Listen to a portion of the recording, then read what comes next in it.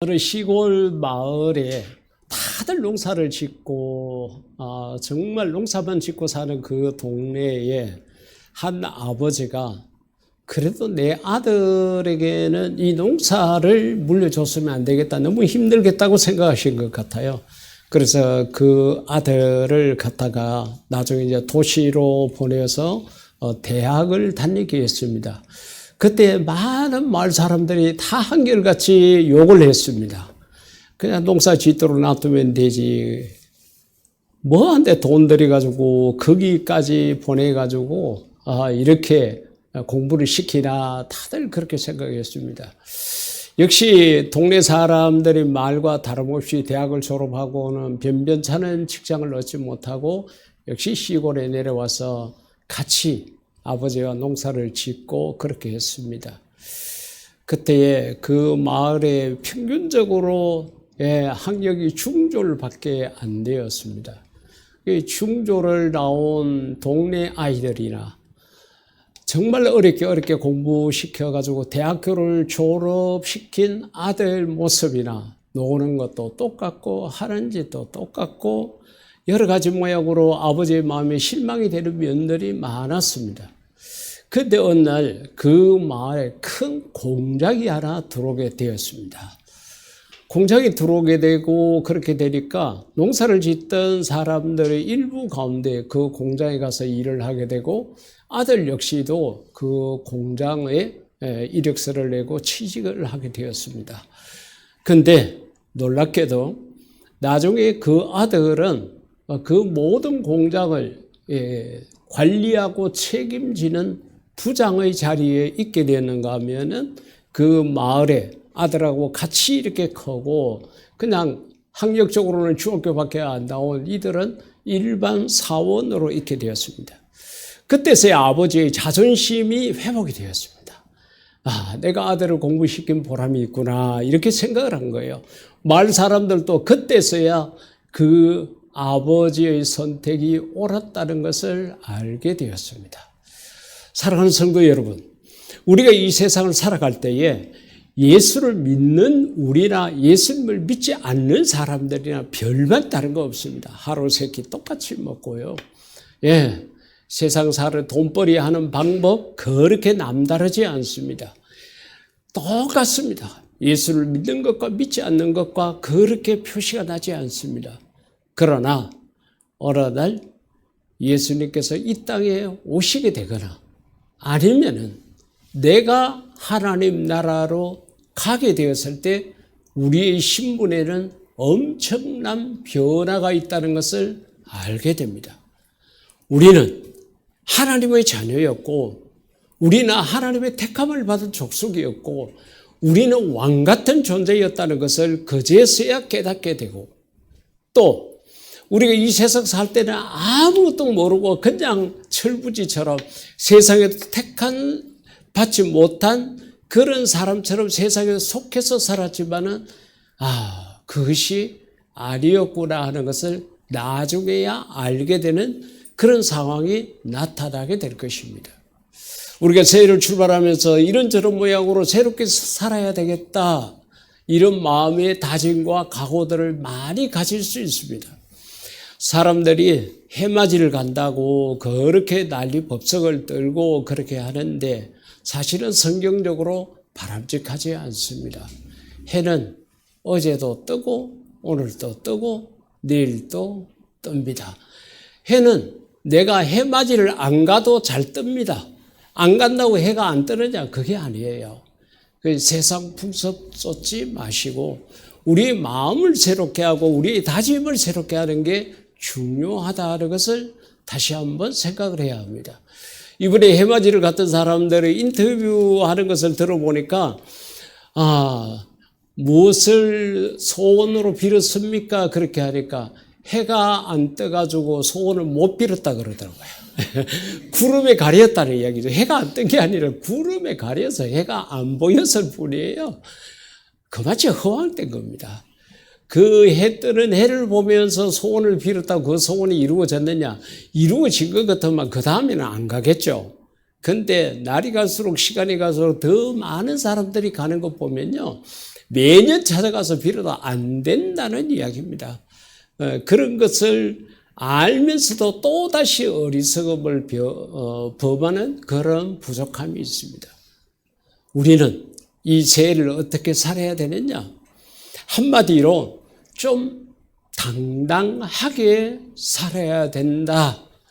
이것을 제가 우리 사랑하는 성도 여러분들에게는 말씀을 드리고 싶습니다. 언제가 아프리카에 한번 갔더니만은 모자를 이렇게 파는데 그 모자에 예수님 이름을 써놨어요. Jesus is King. 이런 식으로 써놨어요.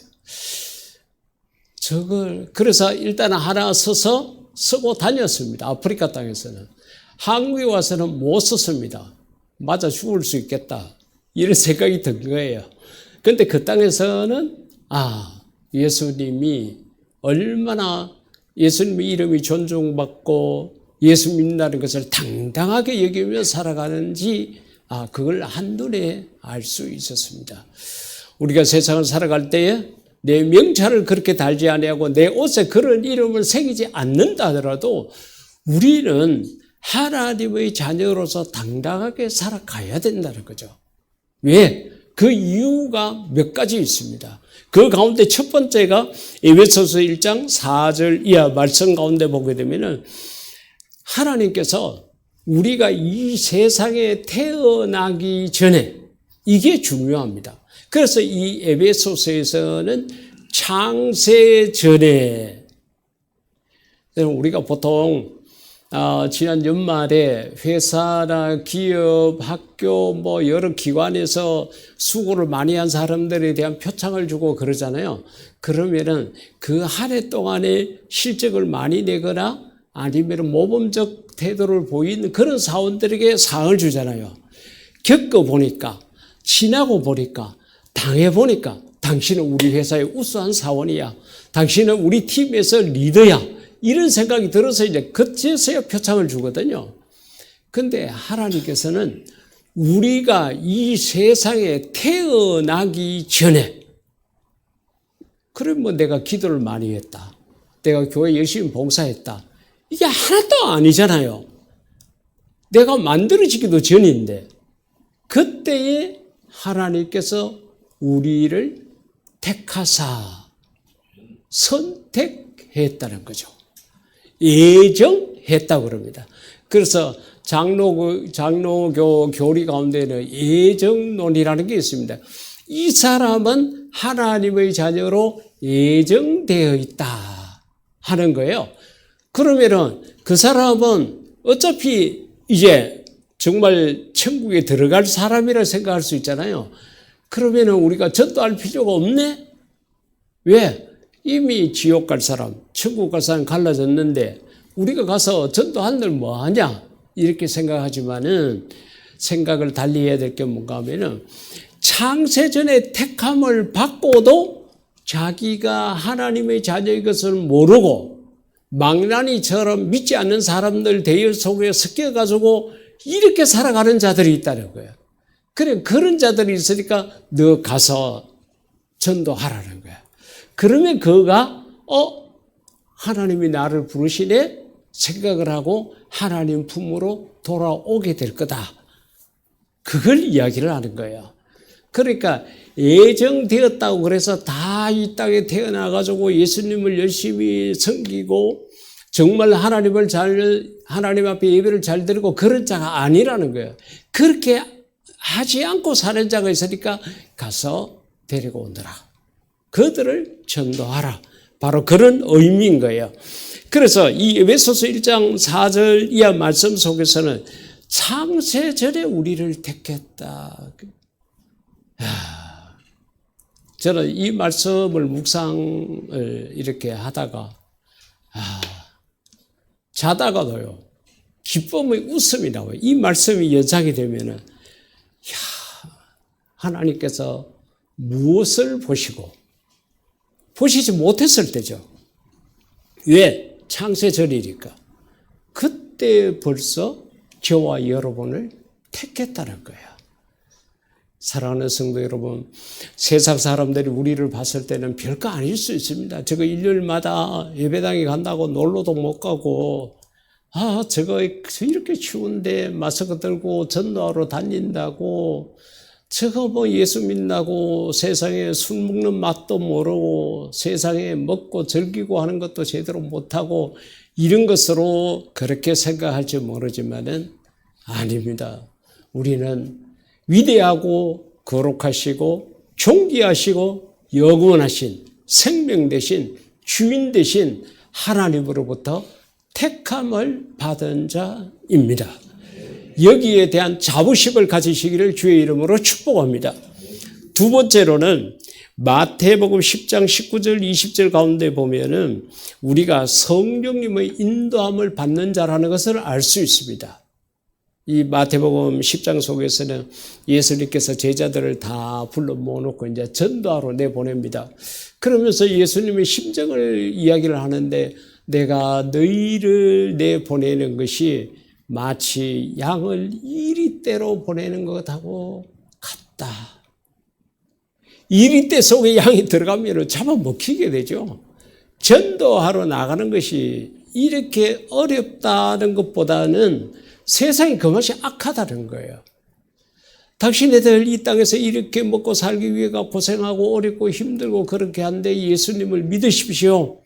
예수님이 여러분을 사랑하십니다. 그러면은 택함을 받은 자 중에 그것도 모르고 살던 자들이 정말 고마운 마음으로 달려오고 쫓아와서 기쁘고 즐거운 마음으로 구주를 영접해야 될 건데 그게 아니고 듣기 싫다고 욕하고 비난하고 조롱하고 구약의 선지자들처럼 죽여버리고 신약의 사도들처럼 다 순교하도록 만들고 세상은 가면 갈수록 그래요.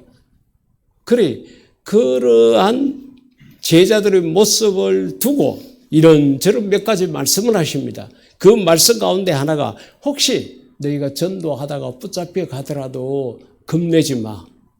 두려워하지 마. 공포에 사로잡히지 마라. 너희가 그 앞에 붙잡혀 가더라도 너희가 해야 될 말을 가르쳐 주는 이가 있는데 그게 누구냐? 너희 아버지의 성령이시리라. 그러니까 하나님의 자녀가 되어서 어렵고 힘든 일을 당할 때에 우리를 돕는 분이 계시는데 그분이 성령님이시다. 그걸 이야기한 거예요. 여러분, 우리가 세상을 살아가다가 어렵고 힘든 일을 당했을 때에 하나님을 원망하지 마십시오. 하나님, 내가 하나님 말씀대로 살려고 하는데 왜 이렇게 어려움이 있습니까? 내 먹고 살려고 하는 것 아니잖아요. 나의 앞길을 튼튼하게 대로처럼 넓혀주고 그렇게 해야 되는데 왜 이렇게 넘어지고 자빠지고 옥에 갇히고 어려운 분은 왜 이렇게 많습니까? 하나님 원망하지 마십시오. 하나님께서 다 보고 계시고 하나님께서 때에 따라서 성령님으로 역사하셔서 우리를 그 어려움에서 구원해 주실 것입니다. 우리는 성령님의 인도함을 받는 자들입니다. 성령님이 눈에 안 보이기 때문에 뭘 어떻게 해야 될지를 모르거든요.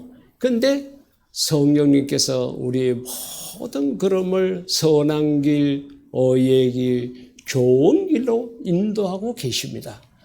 내가 생각할 때는 이 길이 아닌 것 같지만은 아닙니다. 나보다도 나를 더 사랑하시는 성령님께서 그 모든 길을 인도하셔서 정말 모든 것이 완벽하여 선을 이루도록 하실 것이고, 교동본 오늘 우리가 시편 1편을 교독했는데 철을 따라 과실을 맺는 시냇가에 심겨진 나무처럼 만사가 형통하게 될 것입니다.